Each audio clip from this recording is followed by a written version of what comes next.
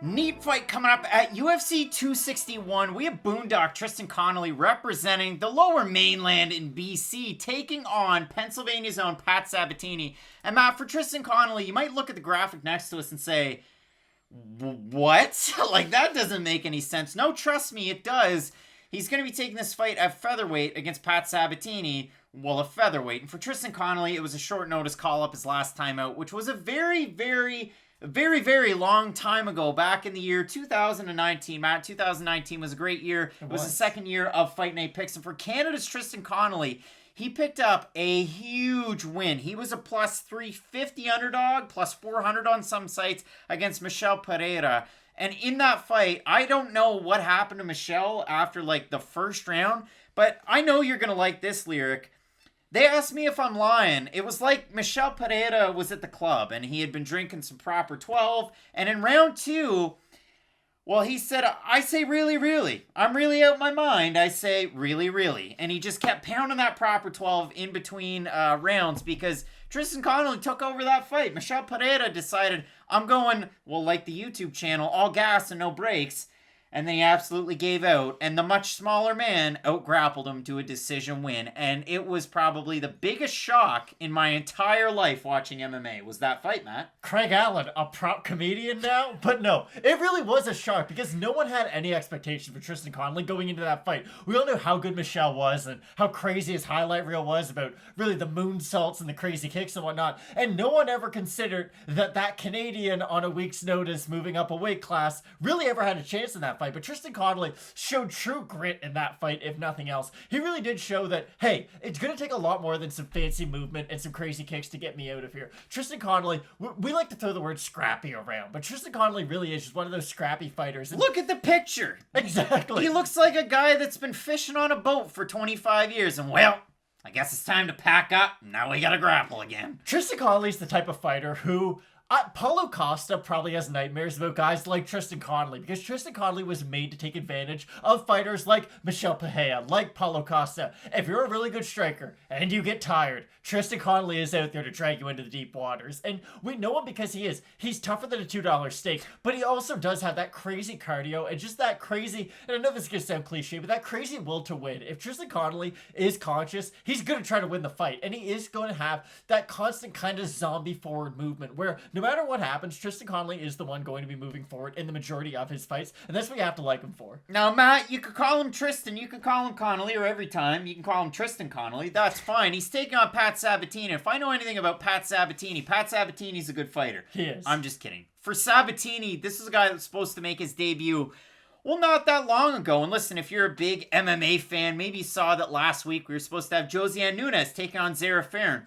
Well, Zara Farron, pre-fight, decided to do what Pat Sabatini's last opponent did. We're going to set weight for record-missing weight losses. And holy smokes, for Sabatini, he was going to be taking on Rafael Alves. And when we did the prediction, go back and check it out. We do a pretty good breakdown, I'd like to think, of both fight guys. We were really excited for. We're really excited for it. Ultimately, we had Alves winning. But I even said in that video, he is the bigger fighter. This guy should not fight at 50 or 45. And if he does, his cardio is going to be an issue. Well, that didn't matter because he weighed, what, 157 and a half? And Sabatini was left without a fight. So he comes back into this one. And if we know anything about Pat Sabatini, the guy's very well-rounded. He's a good striker. My comparison going into the Alves fight was that Sabatini's a little bit like a Charles Rosehill. Switch stances. He's a little boxy with his striking, but he can get it done. And if you go back and you look through his record, he has 3 losses. The first one, Robert Watley, decision. The second one, Jose Mariscal back in 2018. He beat Damon Blackshear, that we just talked about. And then he had a loss to James Gonzalez at CFFC 81. Now, this guy, 2-time featherweight champ with CFFC. He lost his belt to Gonzalez because he had his elbow totally dislocated. It's one of the most disgusting injuries I've ever seen. And I saw Vince McGuinness dislocate his elbow against Ryan Sanders, where he basically did the Talladega Nights Pepe Le Pew tapper, I'm going to break it.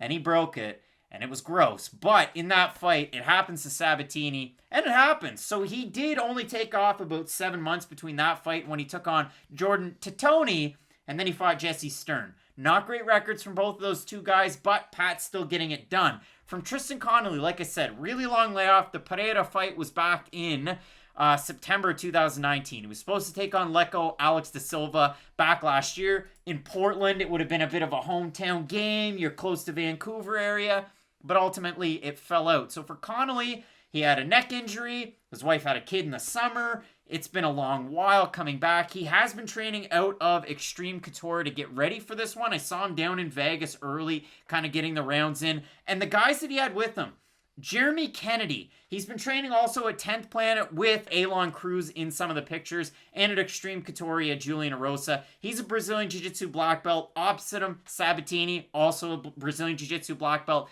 And that's a guy that trains out of Gracie's in Philly. And we talked about Gracie Philly fighters before, but Jonathan Webb was one of those guys. Another one of the big fighters is Sean Brady, of course, as everybody knows. But there are a lot of good fighters out of that gym as well.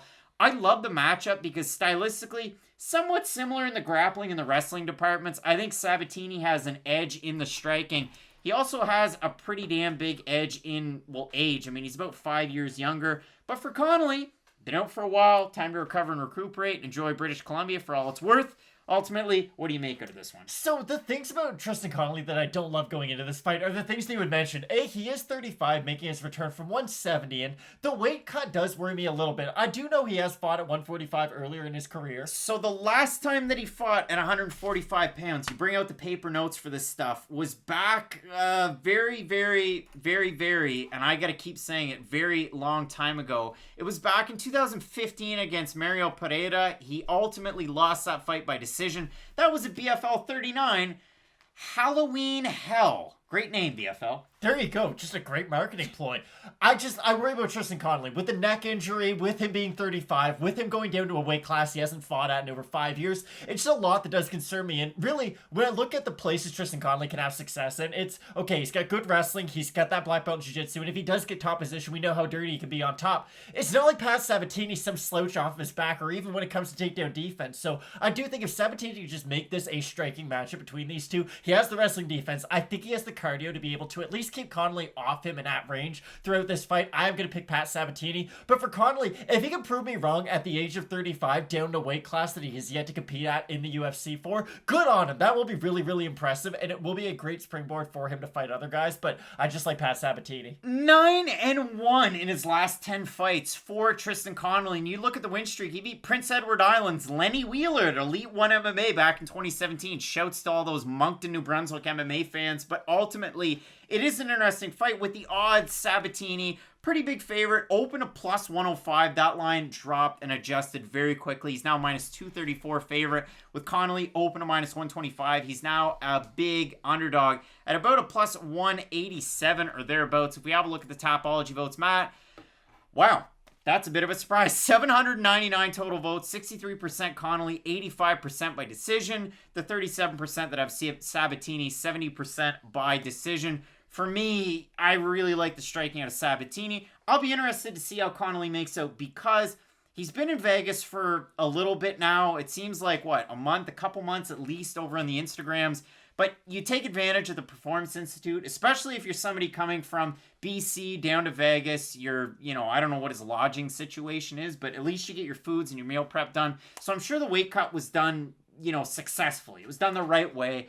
Am I worried about it slightly? Because again, this guy's pretty well a lightweight. And then his last fight was a one-off at 70 on super short notice, and he picked up a huge win, and that's why you see it on the graphic before you. But Sabatini, tried and true featherweight, made weight like a pro the last time out against Alves, who made a career weight miss. I like Sabatini for a lot of different reasons in this one. No, I agree. I've got Sabatini. I wish I got those odds at plus 105, but no, I do like Sabatini in this. Both of us going with Pennsylvania's own Pat Sabatini. We can never side with the Canadians, or so it seems, but ultimately, love the card. 3 title fights at the top. UFC 261. What a banger. Keep locked in with Fight Night Picks all week. We got great content out there, including interviews with one big one with Rude Boy Randy Brown we'll be talking about a little bit later on. So as I said, keep locked in with Fight Night Picks, as we always say, let's get into it.